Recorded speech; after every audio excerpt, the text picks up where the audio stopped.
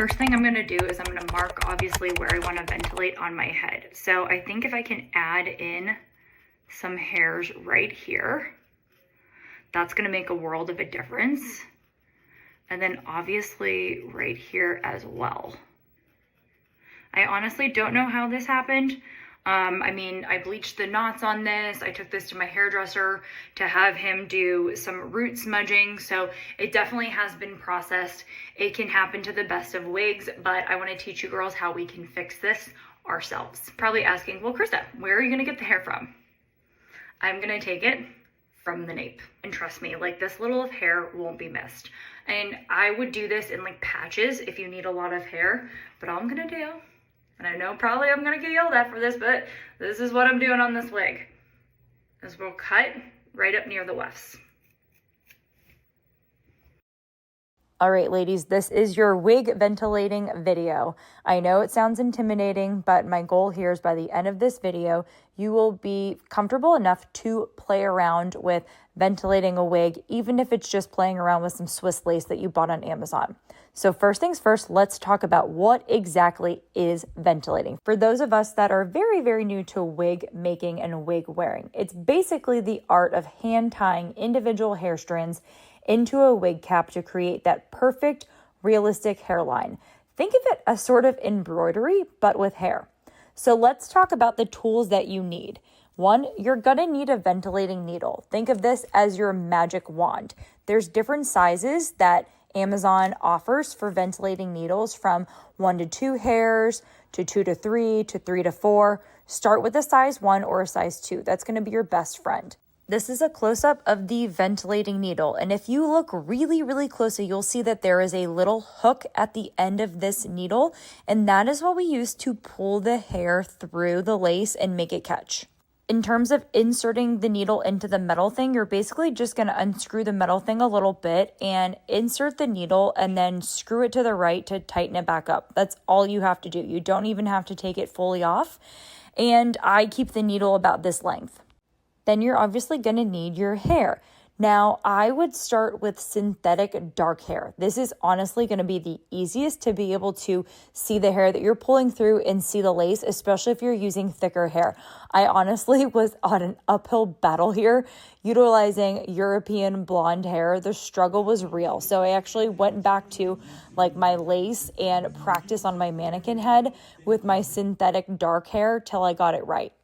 Then you're obviously going to need your lace. Now, you can get samples of Swiss lace for very cheap on Amazon. I will link these in my bio under wig ventilating supplies. A couple of other things that will be very helpful is just some small scissors, some tweezers for grabbing stubborn hairs, and I think most importantly, good lighting and either a magnifying glass or magnifying glasses. You'll see the ones that I'm wearing here, they have a built-in light, but then I also did another selfie light, and I honestly could not do it without my magnifying glasses. Now let's talk about the process. You're going to want to have a little bit of hair in between your fingers, and it's all going to be at the same length. You want to hold your needle a little bit like a pencil, and you're going to insert the needle under a strand of the lace, and you're going to hook 1 to 2 hair strands with your needle. You're going to turn your needle to the side, think 90 degrees, with the hair and pull it through the strap of the lace.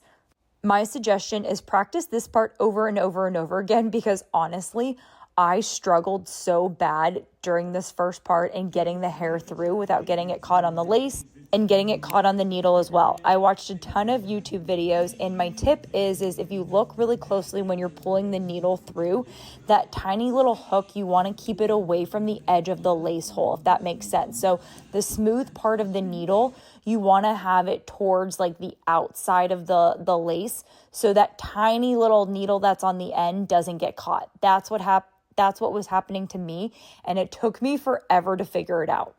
So anyways, do that motion over and over and over again until you are comfortable with pulling that hook through, pulling the hair through, and not getting it caught in your lace hole. Now let's go into the next step. So once you pull the hair through, you're going to pull, I would say like maybe an inch of hair through the other side of the lace.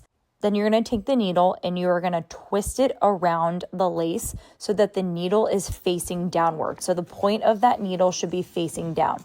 And then you're going to take your needle and you're literally just going to pull it through that piece of hair that you just passed through the lace to basically make that knot. Now, again, sometimes I still haven't figured out why, because I'm not an expert, obviously, but I'm trying to share with you guys.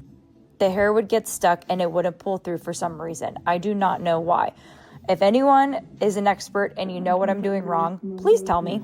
So anyways, that's essentially the process. So you can start in small sections and you're basically going to want to go in like a line or a row when you're practicing, just to keep all the hair out of the way and ensure that it doesn't get in each other's way. And then if you're trying to work on a hairline, I would say some steps are vary your hair direction, because if you think about it, real hairlines aren't uniform. Like some hairs go forward, some go to the sides. You can kind of change direction on how you're ventilating. And then also when you're doing hair along the hairline, I would stick to just one single piece of hair to pull through rather than doing two pieces of hair. And honestly, doing one piece of hair is a lot easier anyways. So these are a few of my tips and tricks for ventilating your wig if you need to repair it, or maybe you want to make your hairline look a little bit better. Things to keep in mind: this is going to be frustrating at first, and it is going to take some time to get the hang of it, but you will. Practice makes perfect, especially if you have all of the right tools. I want to know your thoughts on if this was helpful, informative, and if this seems practical enough. So feel free to drop a like or drop some comments and let me know what you think of this video. Happy ventilating, my ladies. It's time for the results of the ventilation process. So this is the wig that I was ventilating over the weekend. I had a pretty big gap right here that I filled in with some blonde hair and actually could have created some money pieces.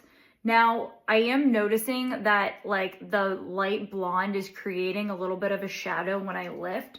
So I might go back in and I might just add in like a couple of blonde pieces just to lighten it up, only because I'm not familiar with like highlighting, toning, coloring, any of that stuff. So I do not want to mess this up at all. But overall, for my first time ventilating a wig and repairing it, I'm pretty proud of myself.